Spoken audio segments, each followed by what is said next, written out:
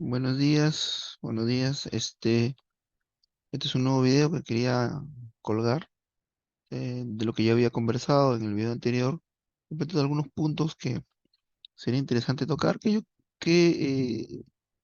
mi menester sobre estos videos es un poquito contar un poco de mi experiencia.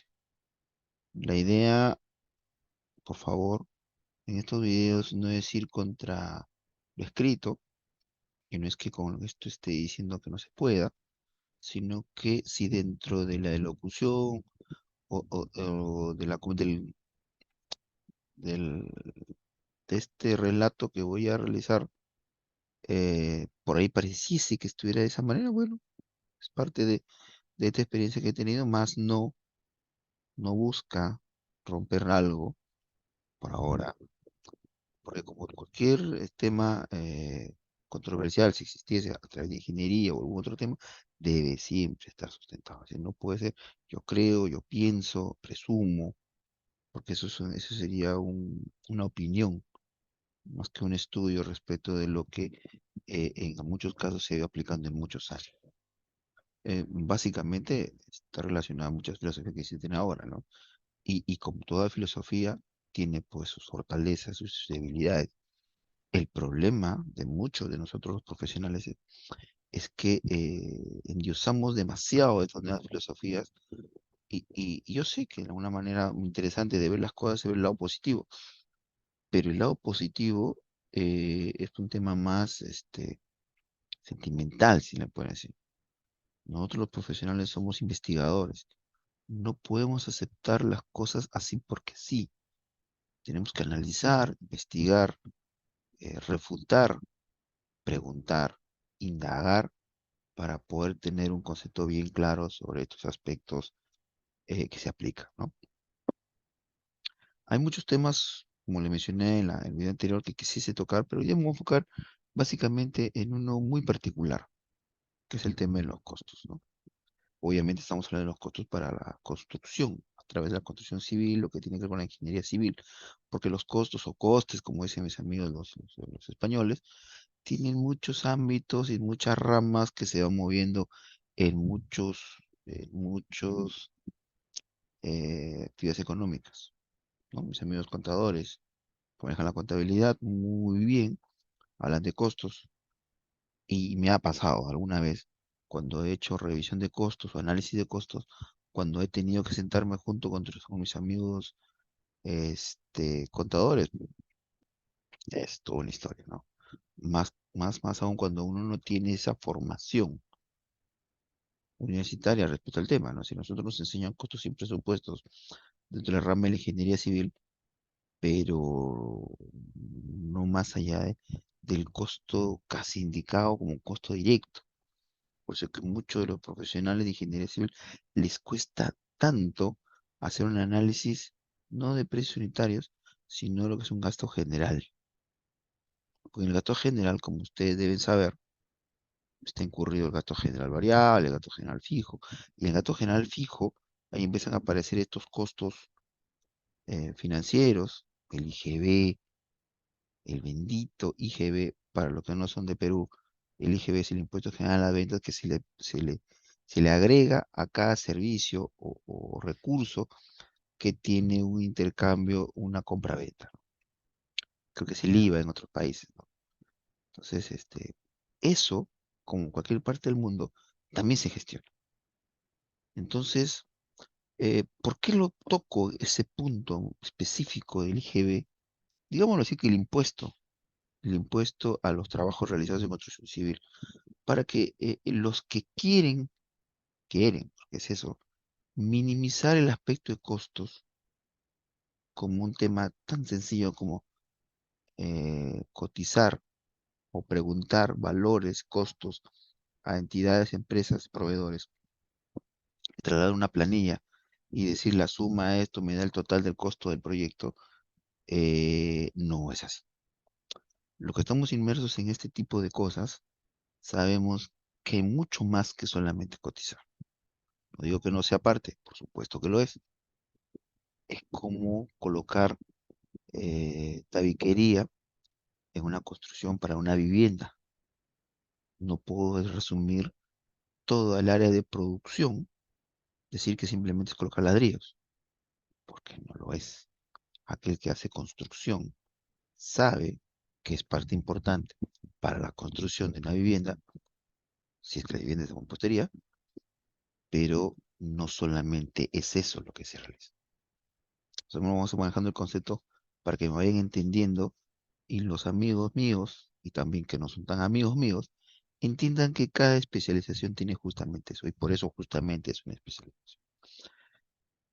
Y habiéndolo dicho todo, prácticamente todo, voy a dar algunas cosas que normalmente no son muy comunes, ¿no? En este tema, en este tipo de cosas.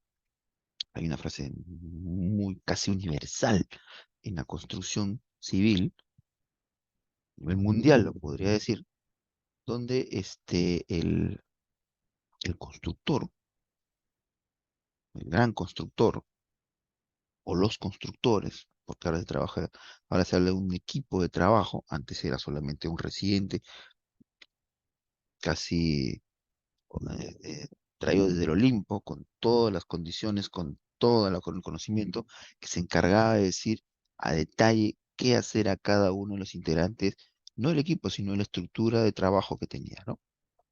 Ahora no, ahora se trata de manejar el concepto de equipo, donde cada uno suma sus experiencias y ese endiosamiento al residente. Yo escribía un texto en LinkedIn sobre el tema del líder, el tema del jefe, cuando es jefe, cuando es líder.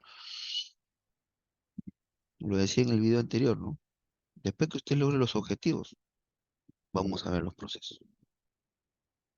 El hablar o hacer todo un libro, un ensayo sobre los procesos que se debe seguir y no cumpla la meta, es como en el fútbol, ¿no? No importa la estrategia que usted realice, si no gana el partido, o mejor dicho, si no gana el campeonato, no el partido, si no gana el campeonato, pues no ha sido lo suficiente para lograr el objetivo.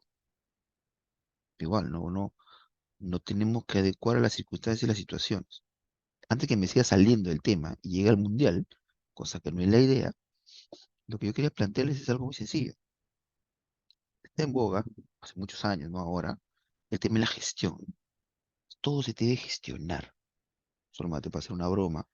Un amigo mío me decía, gestor, viene el tema de hacer gestos, entonces hacen gestos. En parte tiene algo de sentido lo que me decía el ingeniero sobre este tema, para saludarlo. No sé si era el video, porque Emilio San me lo dijo alguna vez, un ingeniero muy reconocido a nivel nacional aquí en Perú, sobre ese tema, ingeniero de la vieja escuela, ¿no? Aquellos que calculaban ellos mismos todo, ¿no? Ahora, dígale a un residente que calcule algo, normalmente voltea y le pregunta al de jefe de oficina técnica que calcule.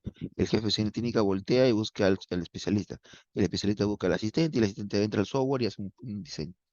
Antes, en su hoja cuadriculada, planilla, el residente agarraba, calculaba con su lapicero y su calculadora Casio, no estoy hablando del tema de la canción por si acaso, calculaba lo que necesitaba en ese momento, ¿no?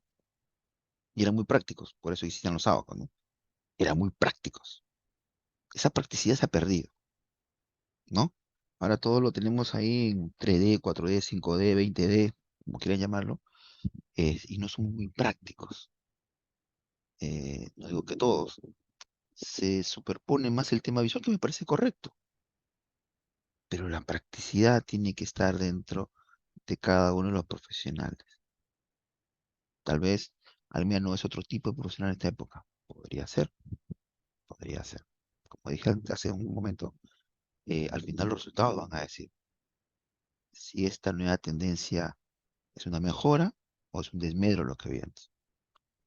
Habría mucho que decir y hay mucho que conversar sobre el tema, porque no todo es blanco y no todo es negro, ¿no? Todavía le preguntamos a nuestros mayores qué hacer, sí o sí.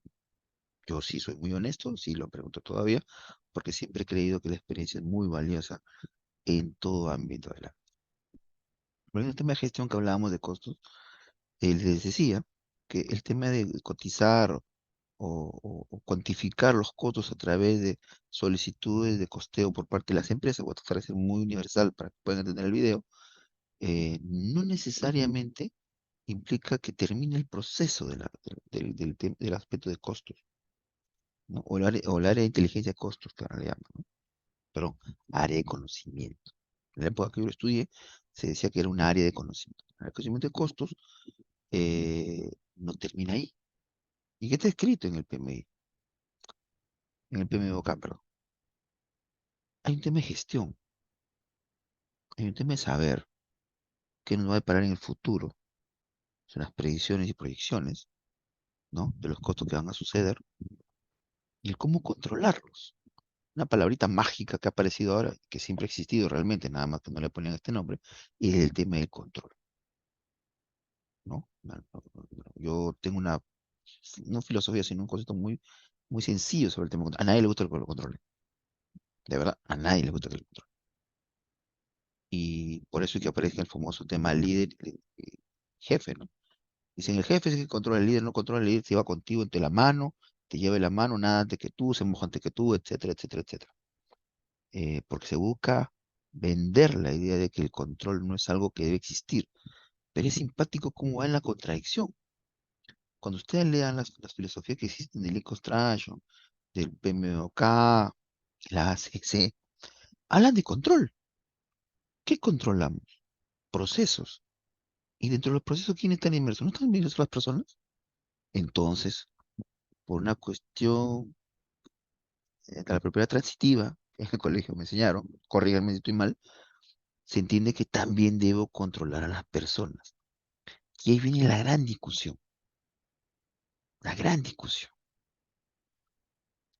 No, a mí me deben controlar sobre lo que necesitan, el producto de mi trabajo. Señores, vuelvo a decir, no leemos las cosas. Dentro de los procesos del PMBOK, de las buenas prácticas, habla de controlar el proceso, no el producto. Y los que nos quieren vender muchas personas es que las empresas, jefes, directores, gerentes o los similares no revisen o no controlen los procesos de sus colaboradores, sino las entregas finales y los dejen trabajar, como él dice muchas veces, en la playa, en la piscina, en el parque, no importa dónde esté, pero que lo haga. No estamos siendo contradictorios contra lo que nosotros mismos vendemos en estos famosos procesos nuevos que existen. Por eso no entre comillas, porque el Incostracho es del 92, si no me equivoco. Este, entonces, ¿de qué estamos hablando? Para pensar, ¿no? Por eso, que hay una cosita que tenemos que ajustar ahí. Que ajustar ahí. Cuando la idea de gestionar, vamos a gestionar los proyectos, tenemos que ver las proyecciones y las predicciones. Y estas predicciones y producciones, perdón, estas proyecciones y predicciones tienen que estar lo más cerca posible a lo que vaya a suceder. Porque tampoco es lanzar un número al aire cualquiera y marcar un rumbo cualquiera y tratar de ser o muy optimista o muy pesimista. Y ahí viene la gran pregunta, ¿cómo es ser muy pesimista o muy positivo, optimista, perdón? ¿Cómo? ¿Cuándo está la fórmula? Me preguntaban en la universidad hace más de 20 años, cuando un profesor nos vino a enseñar algo de este tema, cuánto era un factor, famosísimo factor F, que le llamaba en su época. Saludos también al ingeniero Walter Rodríguez Castillejo, perdón. Y no entendíamos que sencillamente era una cuantificación del número de cuadrillas que se deberían necesitar para cuantificar el tiempo necesario para la construcción y que estaba relacionado básicamente en un aspecto físico, es decir, que sí se podría hacer, y en un tema netamente del criterio de cómo se planificaba el proyecto.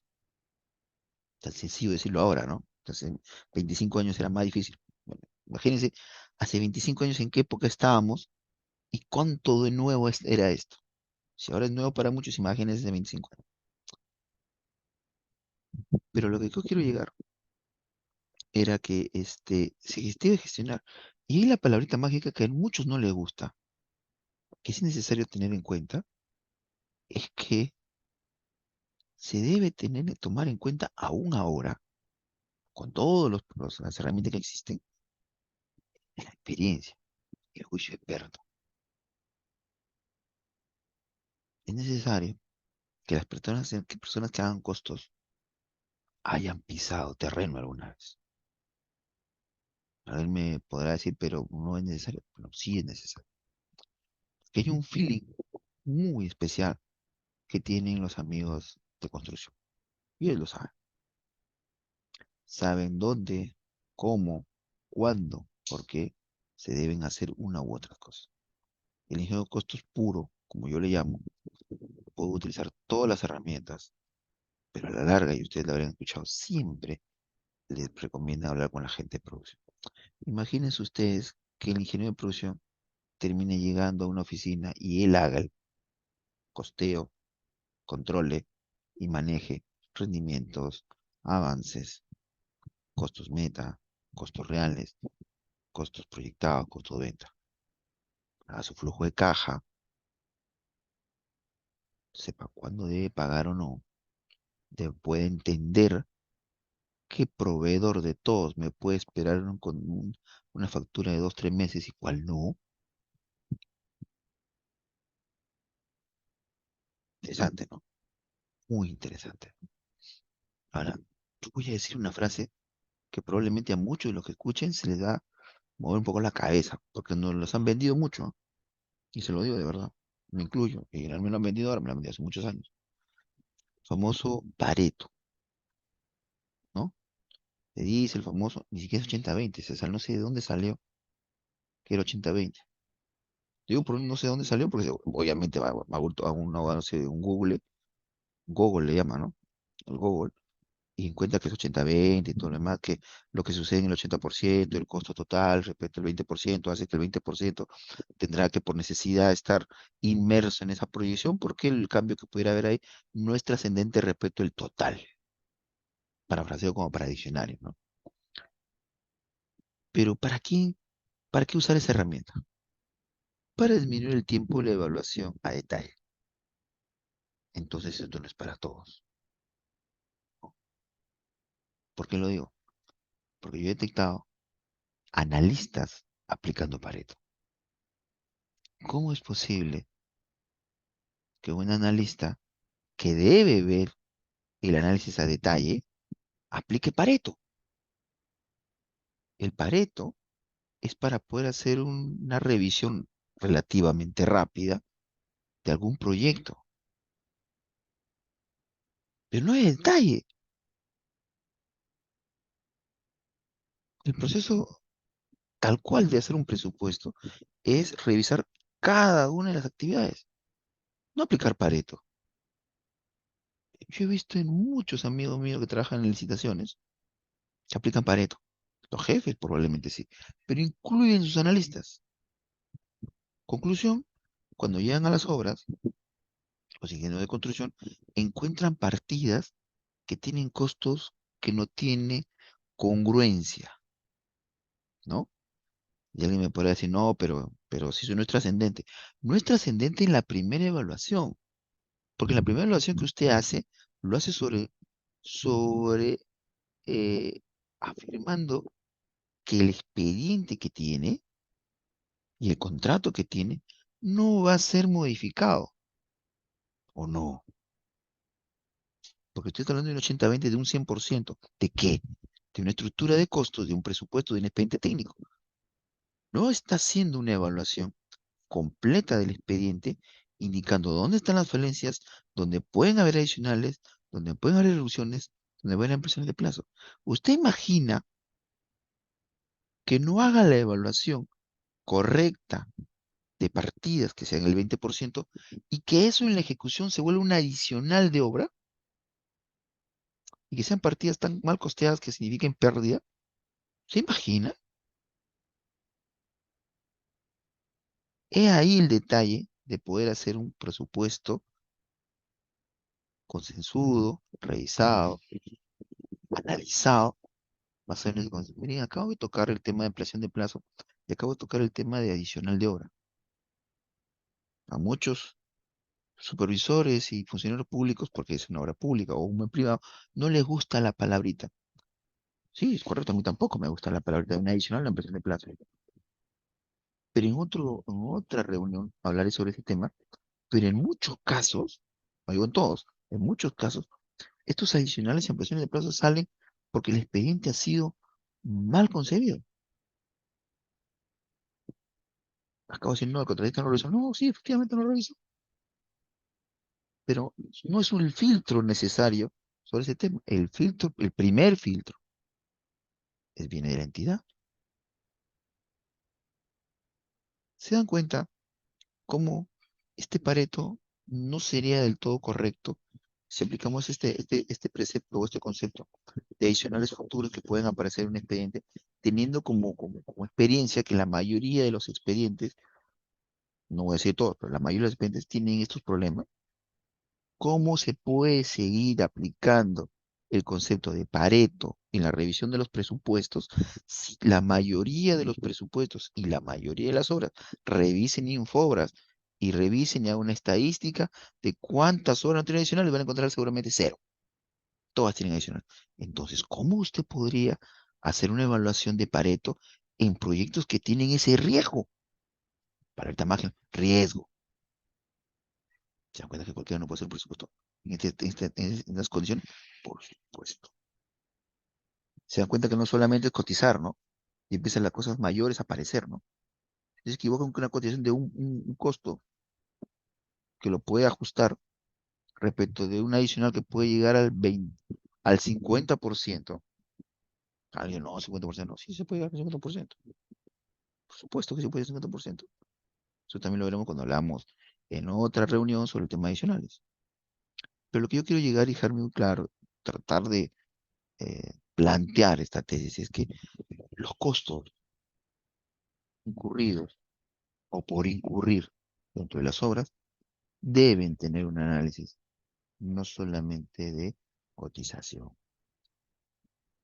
Y señores, la recomendación es, dejen que el Pareto lo aplique los gerentes. Si se les puede, si se puede dar el nombre, ¿quién debe usarlo? El Pareto. Las herramientas mal utilizadas dan malos resultados. Es algo que tienen que tener claro. En general, las herramientas mal utilizadas le van a dar malos resultados. Cachito nomás. Por week. Todos hablan del Triweek, perdón. Triweek. Todo el mundo Triweek, Triweek, Triweek. Los invito a leer la filosofía de Lincoln Strach y vean si lo más recomendable es un Triweek. Y se van a sorprender. Bueno, chicos, eso es por ahora. Agradezco mucho los primeros minutos los minutos que hemos tenido. Eh, Algunos conceptos vamos a ir lanzando así de a poco. La idea es conversar y como le dije en el primer video, yo no busco romper nada, simplemente dar una opinión de la experiencia que tengo y espero haber ayudado con algo a muchos que tienen, ¿no? Ya, saludos, cuídense, hasta luego, chao.